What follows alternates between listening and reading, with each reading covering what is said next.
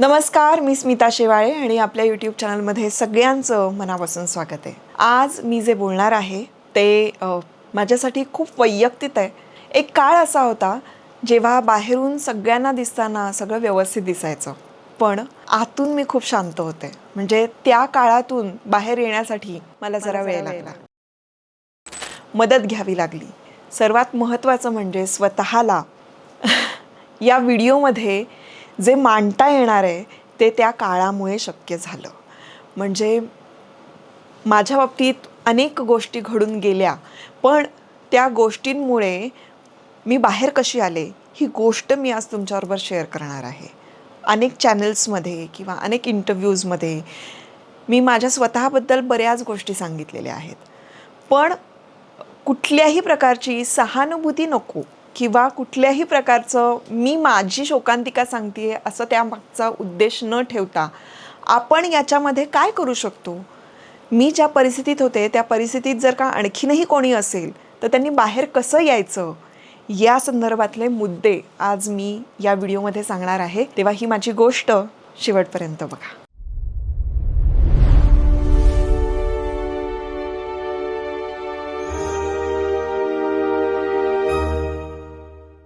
या व्हिडिओमध्ये मांडता येणारे असे काही मुद्दे. सगळ्यात पहिला मुद्दा असा आहे की मला जे डिप्रेशन आलं होतं ते अचानक नव्हतं.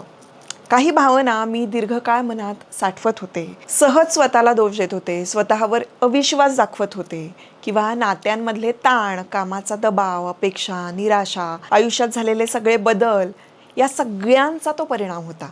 माझ्या आयुष्यात अनफॉर्च्युनेट गोष्टी घडल्या, पण एकूण न मिळणारी जी साथ होती त्या वेळात, त्यामुळे मला सतत रडण्याचा लूप लागायचा, सतत वाईट वाटून घेण्याचा लूप लागायचा. आणि हे सगळं माझ्या बाबतीत घडतंय हे मला कळायचंच नाही, कारण अशा वेळेला खरं तर कोणीतरी आपल्याला सांगणारं हवं असतं, समजून घेणारं हवं असतं. माझ्या बाबतीत असं नाही घडू शकलं. आणि हे जे काय घडतंय हे वेगळं काहीतरी घडतंय. म्हणजे अशी दुःख तर सगळ्यांच्याच आयुष्यात येतात, ते माझ्या आयुष्यात आलं आहे. इतकं मी ते ईज आऊट करायचा प्रयत्न करत होते, पण ते तेवढं इझी नव्हतं. त्यामुळे जी परिस्थिती आहे ती मी ॲक्सेप्ट करत नव्हते आणि मला असं वाटतं तिथे माझी चूक होत होती. मुळात ह्या सगळ्या गोष्टी इतक्या वेगवेगळ्या घडत होत्या, भावनांचे चढ उतार, या संभ्रमातच मी होते. त्यामुळे रोज सकाळी उठल्यानंतर आपल्या बाबतीत असं कसं काय घडलं या विचारांनी मन खिन्न व्हायचं आणि पुन्हा मग त्या साखळीमध्ये अडकून राहायचं. हेच दिवसभर करायचं मी. आणि मग काय व्हायचं, मन थकायचं. विश्रांती जरी घ्यायची आहे असं कळलं तरीसुद्धा मन माझं शांत होत नव्हतं. आणि ह्या सगळ्या लूपमध्ये अडकल्यामुळे माझ्या आयुष्यात काय चाललं एक्झॅक्टली हे मला कळत नव्हतं. हे जर तुमच्या कोणाच्या आयुष्यात असं घडत असेल तर यालाच डिप्रेशन असं म्हणतात. आता त्यावेळेला मला जाणवलेले बदल ते कुठले होते, तर पूर्वी आवडणाऱ्या ज्या गोष्टी होत्या, ज्याच्यामध्ये मला उत्साह वाटायचा, तो उत्साहच वाटायचा नाही. सतत थकवा यायचा, अस्वस्थ वाटायचं, सतत नकारात्मक विचार येत राहायचे, त्याची साखळी चालूच राहायची. लोकांमध्ये आपण असलो ना तरीसुद्धा असं खूप एकटं एकटं वाटायचं. संध्याकाळ झाली की महत्त्वाची गोष्ट खूप अस्वस्थता वाढायची. छोट्या गोष्टींसाठी स्वतःला सतत दोष द्यायचा, आपल्यामुळेच हे सगळं वाईट घडतंय असं म्हणत राहायचं. या सगळ्या गोष्टी मी पूर्वीपासून करत होते का, तर नाही. पण अति जास्त जी बिघडलेली परिस्थिती आहे याला कारणीभूत मीच आहे असं मला सतत वाटत राहायचं. या वेळेला जेव्हा आपल्याला असं वाटत असतो तो केवळ आपला वाईट मूड नसतो. तात्पुरत्या घटनांमुळे आपल्याला ते वाईट वाटतंय, मूड नाही आहे, तर ते असं नसतं. ते संकेत असतात आणि हे संकेत आपल्याला लक्षात येत नाही.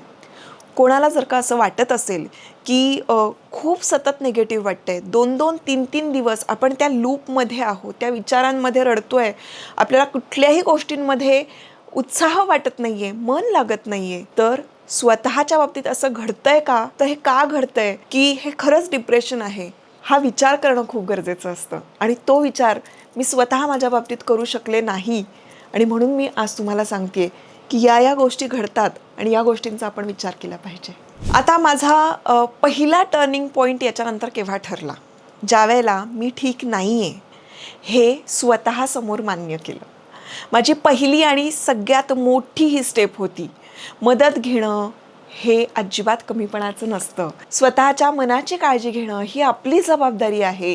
हे ज्या दिवशी मला कळलं त्या दिवशी माझा टर्निंग पॉईंट होता. कारण त्यावेळेला मी अवेअर झाले की आपल्याला या सगळ्या गोष्टी होत आहेत आणि या गोष्टींमध्ये आपल्याला फार काळ राहायचं नाही आहे. आपल्याला जे आयुष्य मिळालेलं आहे त्या आयुष्याचं आपण काहीतरी चांगलं करून दाखवायचं आहे. जेव्हा या गोष्टींची जाणीव होते आणि आहे त्या परिस्थितीतून बाहेर यायचं आहे, अशी जेव्हा आपल्याला एक कळकळ स्वतःबद्दल वाटू लागते ना, मला असं वाटतं तेव्हा ती तुमची पहिली पायरी असते यशाकडे जाण्याची आणि तुमच्या डिप्रेशनमधून बाहेर येण्याची. त्यामुळे ही पायरी ओळखणं, स्वतःच्या समस्या, स्वतःचे त्रास, स्वतःला येणारं डिप्रेशन हे समजून घेणं आणि ते मान्य करणं खूप गरजेचं असतं. मग आता हे कळल्यानंतर काय करायचं, तर मदत घ्यायची. मानसिक आरोग्य तज्ज्ञांची आपण मदत घ्यायची असते. तज्ज्ञांसमोर आपण मन मोकळं करताना कुठल्याही प्रकारचा न्याय केला जात नाही. ती अतिशय सुरक्षित जागा असते हे आपल्याला कळायला हवं.